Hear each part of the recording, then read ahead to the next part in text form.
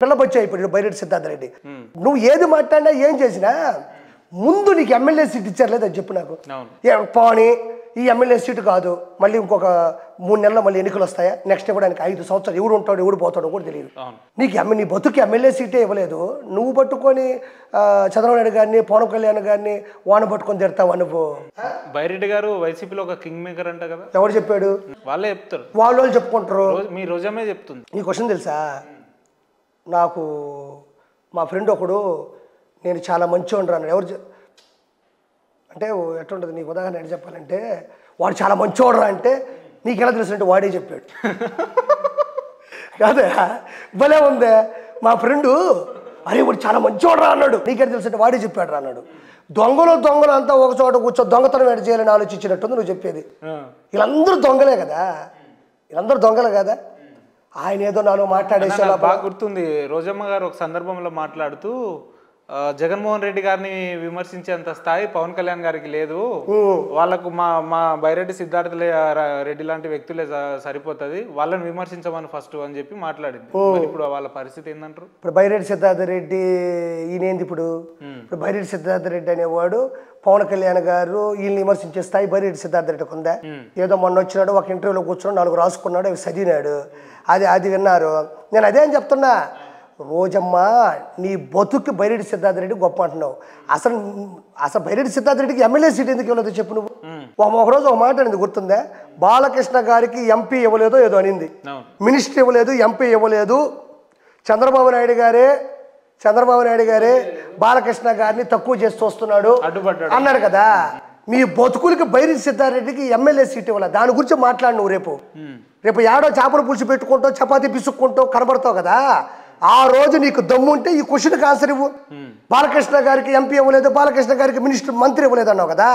మీ బతుకు మరి బైరెడ్డి సిద్ధార్థ రెడ్డికి ఆస్తాయి ఆ రేంజ్ ఉంటే మరి ఎమ్మెల్యే సీట్ ఎందుకు ఇవ్వలేదు? అన్న నాకు ఒక విషయంలో క్లారిటీ ఇవ్వండి. సిట్టింగ్ ఎమ్మెల్యేలను కాదని చెప్పి వేరే నియోజకవర్గాల ఎమ్మెల్యేలను ఇవ్వడం ఇప్పటి వరకు ఏ రాజకీయ నాయకుడు ఏ రాజకీయ పార్టీలు కూడా చేయలేదు కదా. ఎందుకు జగన్మోహన్ రెడ్డి గారు ఈ రకమైన నిర్ణయం తీసుకున్నారు అంటారు? ఏ నిర్ణయం?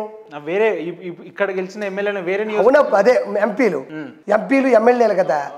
ఎవరో పక్కన సజ్జల రామకృష్ణారెడ్డి ఉంటాడు, ఆడొక మాట, భార్గవ రెడ్డి అదే 151 సీట్లు వచ్చినప్పుడు అసలు ఏం అర్థం కాదు. సరే మీరు చెప్తున్నట్టు జగన్మోహన్ రెడ్డి గారి పరిస్థితి పక్కన పెడితే ఇప్పుడు పొద్దున్న లేస్తే గుడ్ మార్నింగ్ ధర్మవరం పెట్టి కేతిరెడ్డి లాంటి మంచి వ్యక్తులు అని చెప్పుకుంటారు కదా, వాళ్ళు కూడా పొద్దున్న లేస్తే ప్రజా సమస్య. నీకు చెప్తాను, బాగున్నావా నిన్ను అడిగా, అమ్మా చూడండి ఇది మంచి మాట, నేను నిన్ను బాగున్నావా అన్నా, ఇది వాళ్ళు చూశారు, బాగున్నావా అన్నా, అర్థమైందా? ఇంకొకడు వచ్చి బాగున్నావా అని అడిగాడు, నిన్ను తెల్లగా ఉన్నావు, నేను నిన్ను బాగున్నావా అని అడిగి వెళ్ళిపోయాను అంతే.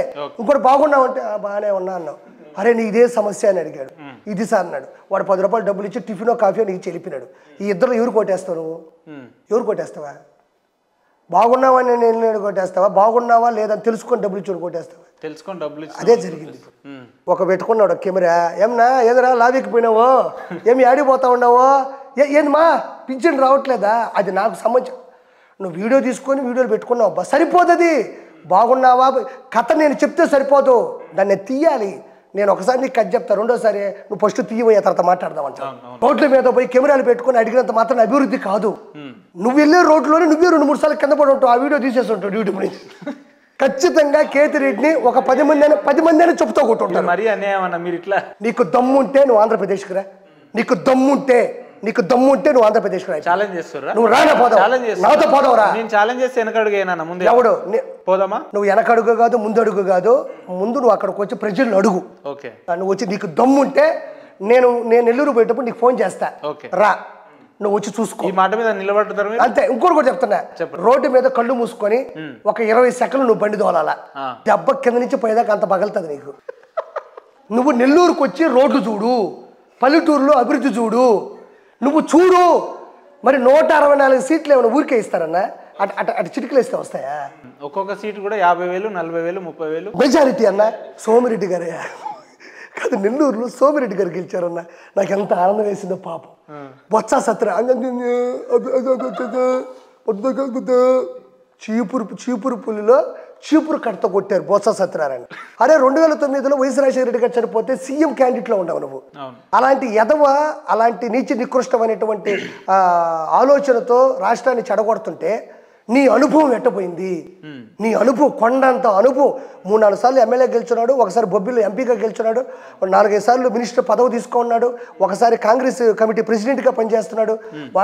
పిల్ల బచ్చాగాళ్ళు రాష్ట్రాన్ని నాశనం చేస్తుంటే నువ్వు వచ్చేసి అవి పెట్టేశాడు, సిద్ధం సభలకు అందరూ వస్తాము, సిద్ధం సభలు అందరూ మంది కలిసిపోతాం, సిద్ధం సభలకు అందరూ ఇదే. ఒక్కటి సరిగ్గా మాట్లాడలేవు నువ్వు. నీకు ఎడ్యుకేషన్ మినిస్టరు కర్మ కదా ఇదే.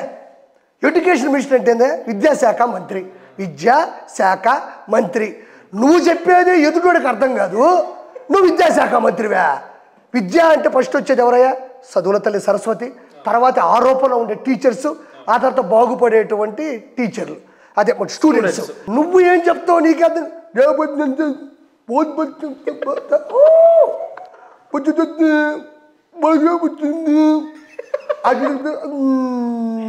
వీళ్ళు కూడా ఈ రాష్ట్రం. వాడు ఐటీ అంట.